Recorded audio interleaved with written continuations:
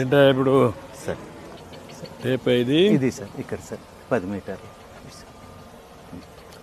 అక్కడ నుంచి ఇక్కడికి 10 మీటర్లు. అవును సార్, అది 0 సార్ ఆ స్లోప్.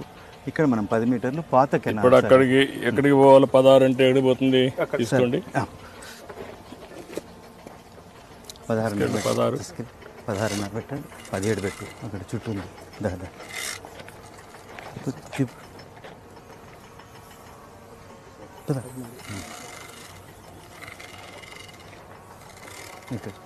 అక్కడ బైక్ రావాలి ఆ పైన అక్కడ సార్.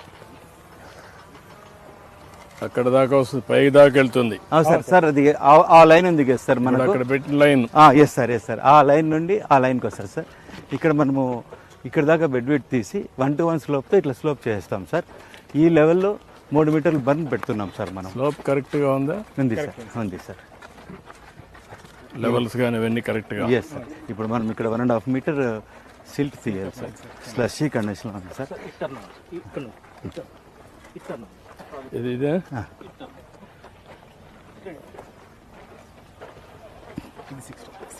16 16.5 సార్. 16.5 సార్. 16.5 సార్ ఇక్కడికి సార్. Okay sir. ఈ 16.5 నుండి పైకి తీసుకెళ్తాను సార్. ఇలా సార్ ఇక్కడ క్రాస్ సెక్షన్ ఇందాక తమరు చూసినట్లు 6.5 మీటర్స్ వెడల్పు చేసి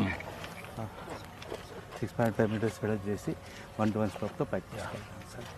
ఈ మట్టి అంతా కూడా ముందు తీసిన మట్టి ఇప్పుడు మళ్ళా సిల్ట్ కూడా క్లియర్ చేస్తాం. అవును సార్, అవును సార్. ఎక్స్పాన్షన్ జరుగుతాం. Yes sir. 6.5 metres. Yes sir. 6.5 metres. Yes sir.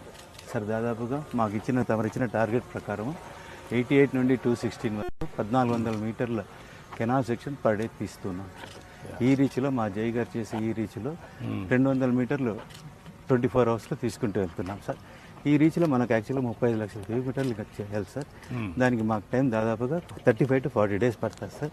Remaining 10 days లోపల సెక్షన్స్ అన్నీ చేసుకుని అనుకున్న ప్రకారం మొత్తం చేసేస్తారా? Yes sir.